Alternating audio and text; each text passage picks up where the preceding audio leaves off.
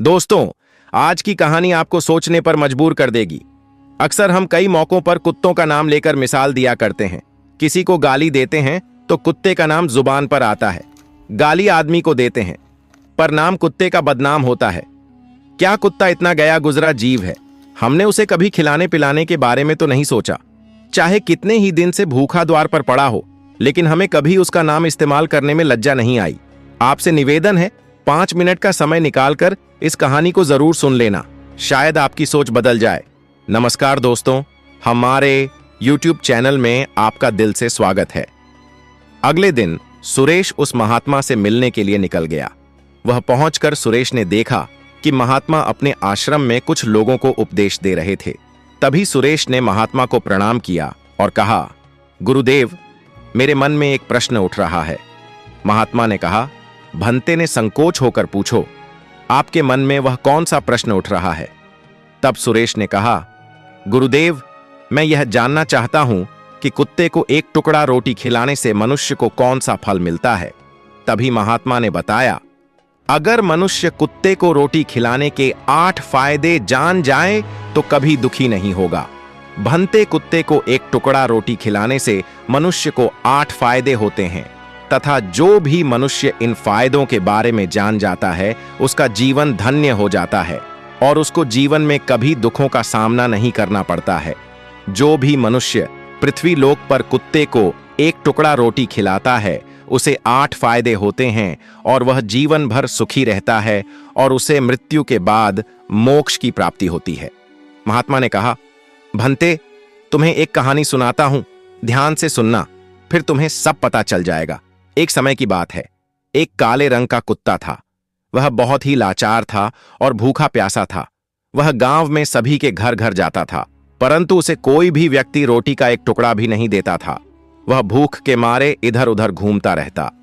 एक दिन वह गांव के बाहर नदी के किनारे एक आर्ष के आश्रम पर पहुंच गया और आर्ष से कहने लगा, हे मुनिवर, मुझे लगता है आप बहुत ही विद्वान तथा ज्ञानी हैं, इसीलिए मैं भूखा प्यासा आपके पास आया हूं।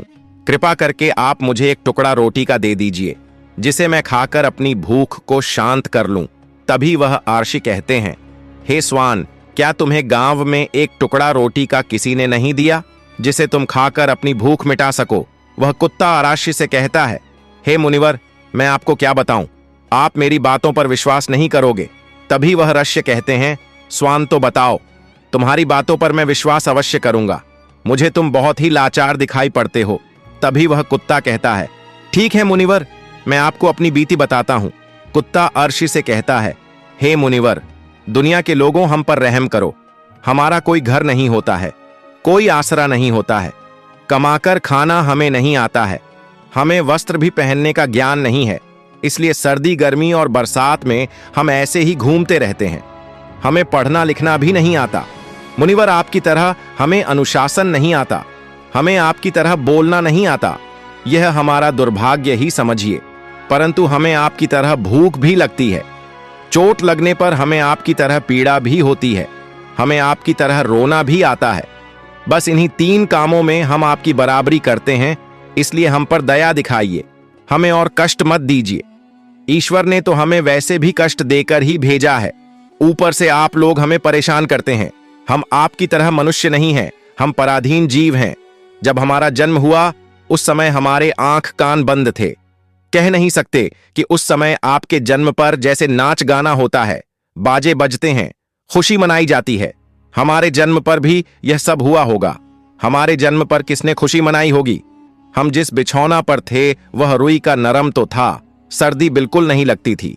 मैं मन में सोच रहा था कि किसी बड़े घर में पैदा हुआ हूं, लेकिन जब हमारी आंख खुली तो मैंने देखा कि हमारी मां, जिसे आप लोग कुतिया बोलते हो, वह अपने 5 बच्चों को छाती से चिपकाकर एक राह के ढेर में पड़ी थी।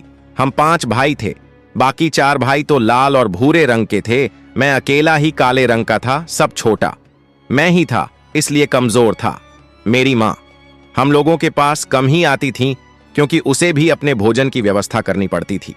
यदि वह ना खाती तो हमें दूध कहां से पिलाती? उस एक मां पर हम 5 भाई निर्भर थे। वह बेचारी अपने भोजन के लिए इधर उधर दौड़ती रहती थी। कभी भोजन मिल भी जाता था, कभी नहीं भी मिलता था। लेकिन वह हमेशा हम पांचों का बड़ा ख्याल रखती थी। आखिर वह हमारी माँ थी। वह रात भर जाग कर गांव की रखवाली करती थी। किसी की मजाल नहीं थी कि कोई अनजाना आदमी बुरी नीयत से गांव की तरफ भी झांक जाए। दूसरे गांव के कुत्ते भी हमारी माँ के डर से गांव में नहीं आते थे। गांव के किसी किसान के खेत में कोई जानवर खड़ी फसल खाने आते तो हमारी माँ उसे दौड़कर भगा देती। गांव वालों के लिए इतना सब करने के बाद भी कोई मनुष्य तो हमारी माँ को भोजन तक नहीं देता था। भोजन के लिए हमारी माँ को मजबूर होकर छीना झपटी करनी पड़ती थी। कई बार तो लोग उसे लाठी डंडों से पीट पीट कर भगा देते थे। बेचारी उस दिन भूखी प्यासी रहकर पेट की आग से जलती रहती थी। वह कहता है, हे मुनिवर, आखिर भूख तो हमें आपकी ही तरह लगती है। ऊपर से उसे अपने 5 बच्चों की चिंता भी लगी रहती थी। आखिर माँ जो थी, भूख उसे चैन से बैठने नहीं देती थी और गांव वालों का भी उसे देखकर हृदय नहीं पसीजता था।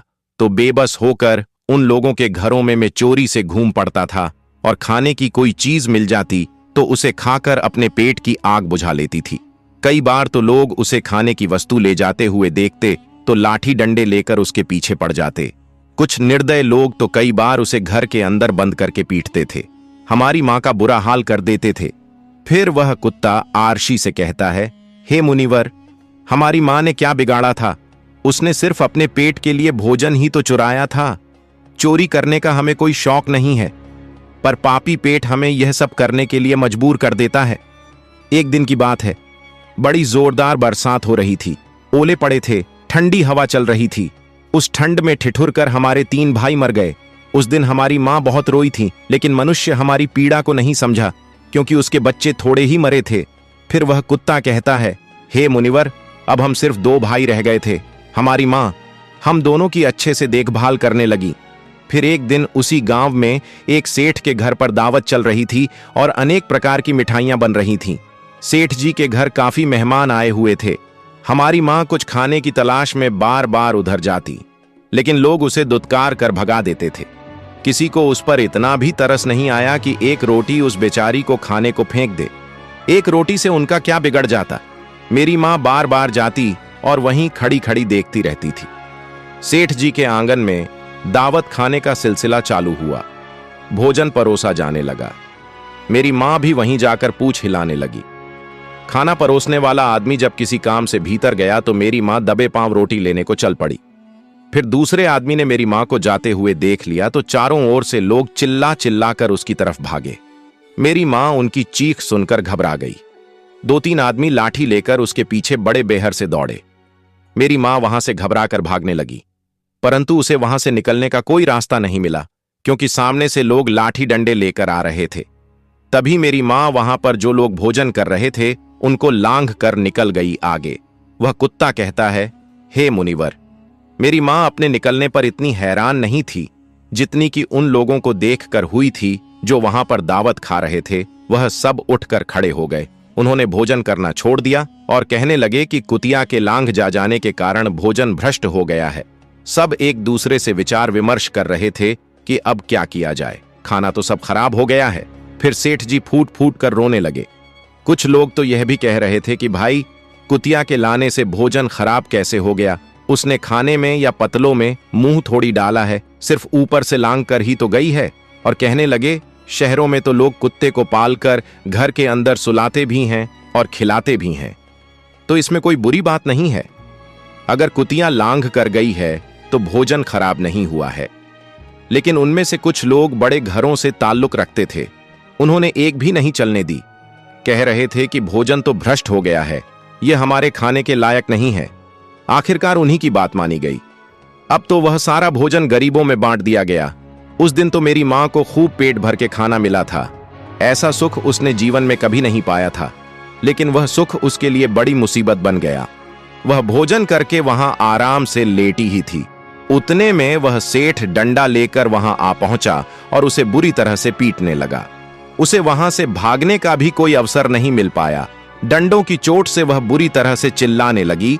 मां का विलाप सुनकर पत्थर भी पिघल जाता है, पर उस निर्दय को उस पर जरा भी रहम नहीं आया। वह उसे कठोरतापूर्वक पीटता रहा। मां का वह सौर पूरे गांव में सुनाई दे रहा था। तब कुछ लोग आए और उसे समझाते हुए बोले, सेठ जी, जाने दो, भूख में तो आदमी की भी बुद्धि भ्रष्ट हो जाती है। यह तो एक पशु है, इसे अच्छे बुरे का क्या ज्ञान। अब इसे मारकर आपको क्या मिलेगा? जो होना था सो हो गया। लोगों के समझाने के बाद उसने हमारी मां को पीटना बंद किया। फिर बड़ी मुश्किल हालात में वह हमारे पास आई। मां ने आकर सारी कहानी हम दोनों भाइयों को सुनाई। हमने सोचा कि कितना कष्ट भरा है। हम कुत्तों का जीवन आदमी एक रोटी के टुकड़े के बदले एक चोर के जितना पीटता है, बेकार है। ऐसे लोग जो हम लोगों की पीड़ा को नहीं समझते। वह कुत्ता कहता है, हे मुनिवर, एक दिन की बात है। उसी गांव के बाहर एक ब्राह्मण आकर ठहरा हुआ था। उसने अपने भोजन के लिए एक जगह चुल्हा बनाया और उस पर दाल बनाने के लिए रख दी। उसके बाद आटा गोद कर रख दिया। वह वहीं पास में कुएं पर पानी लेने चला गया। इधर कहीं से मेरी मां भी घूमती हुई वहीं पहुंच गई। उसने आटे को देखा तो सोचने लगी कि शायद इस आटे का कोई मालिक नहीं है। यही सोचकर वह उस आटे को खाने लगी। उधर उस ब्राह्मण ने कुएं के पास से देखा कि उसका आटा एक कुतिया खा रही है, तो वह बड़ा दुखी हुआ। वह बेचारा रोने लगा, क्योंकि वह भी 2 दिनों का भूखा और थका हुआ था। कुछ लोगों ने उसे कहा, अरे ब्राह्मण देवता, इस कुतिया ने तुम्हारा भी आटा बिगाड़ दिया। कल तो इसने ने सेठ जी की पूरी रसोई बिगाड़ कर रख दी। ब्राह्मण दुखी होता हुआ बोला, भाई मुझे क्या मालूम था ये दुष्ट कुतिया मेरे आटे को खाने के लिए घात लगाए बैठी है। ब्राह्मण ने ना आव देखा ना ताव लाठी लेकर उस कुतिया के ऊपर टूट पड़ा। मां उस आटे को ठीक से खा भी नहीं पाई थी, पर उससे ज्यादा की उस पर लाठी बरस गई। महीनों तक मेरी मां लड़खड़ाते हुई घूमती रही। तब उस दिन समझ में आया कि आदमी कितना खुदगर्ज है। हम उसका कोई भी कार्य करते हैं तो भी वह हमें नहीं समझता। आगे वह कुत्ता कहता है, मुनिवर, हमारी कमी यह है कि हम उन्हीं मतलबी इंसानों के अधीन रहना चाहते हैं जो हमें कष्ट देता है, जो हमें प्यार से खिलाता है। हम उसके कितने काम आते हैं ये नहीं पता। उनके घर की रखवाली तो करते ही हैं, साथ ही साथ और भी बहुत सारे लाभ हैं जिन्हें मनुष्य नहीं जानता। महात्मा ने कहा, यदि मनुष्य कुत्ते को रोटी खिलाने के फायदे जान तो अपने जीवन में होने वाले नुकसान से बच सकता है।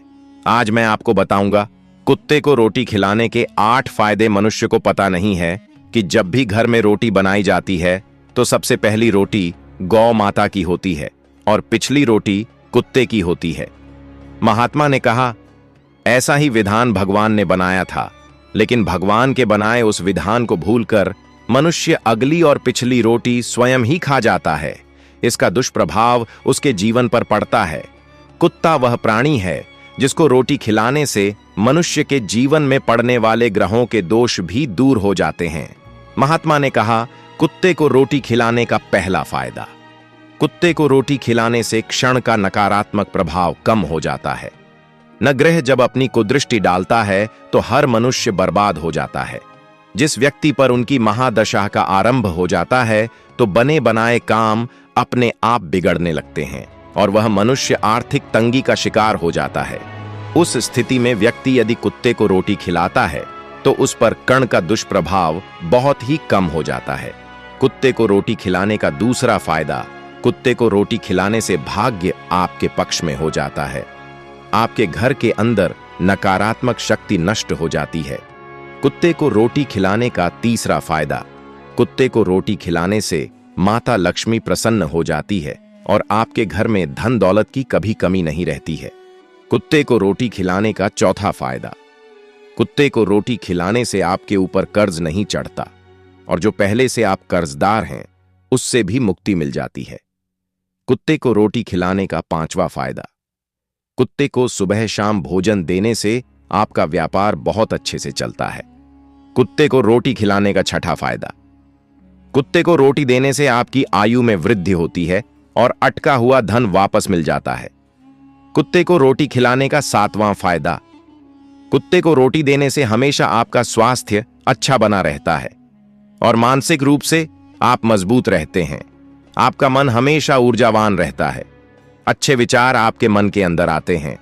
कुत्ते को रोटी खिलाने का आठवां फायदा, कुत्ते को रोटी खिलाने से भगवान प्रसन्न रहते हैं, क्योंकि भगवान को समस्त जीवों की चिंता रहती है और जो समस्त जीवों पर दया खाता है भगवान भी उस मनुष्य से हमेशा प्रसन्न रहते हैं। भगवान की कृपा सदैव उस परिवार पर बनी रहती है। आपने अपने बूढ़े बड़ों से सुना होगा, कहते हैं कि जब कुत्ता रोता है तो अब सुगुन होता है। कोई संकट आता है, किसी की मृत्यु होती है, इसलिए कुत्ते को कभी रुलाना नहीं चाहिए। इस प्रकार से महात्मा ने सुरेश को कुत्ते को रोटी खिलाने के 8 फायदे बताए, और जो भी मनुष्य कुत्ते को रोटी खिलाता है तो उसे इन 8 फायदों का फल प्राप्त होता। तो दोस्तों, कैसी लगी आपको ये कहानी, आप हमें कमेंट सेक्शन में जरूर बताना, और अच्छी लगी हो तो इस चैनल को सब्सक्राइब जरूर कर लेना। तो चलिए मिलते हैं ऐसी ही कोई नई कहानी में, तब तक के लिए अपना ख्याल रखें। धन्यवाद।